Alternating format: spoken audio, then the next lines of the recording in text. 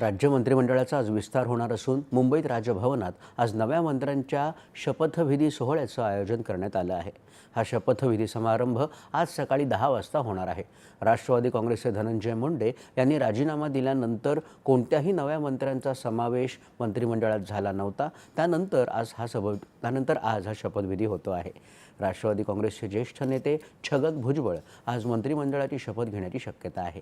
राज्यातील राजकीय घडामोडींमध्ये हा एक महत्त्वाचा टप्पा मानला जातोय। छगन भुजबळ यांनी यापूर्वी अनेक वेळा मंत्रिपद भूषवले आणि त्यांना प्रशासनाचा व्यापक अनुभव आहे। या शपथविधी सोहळ्यानंतर राज्य मंत्रिमंडळात काही नवीन जबाबदाऱ्यांचं वाटप व्हायची शक्यता आहे।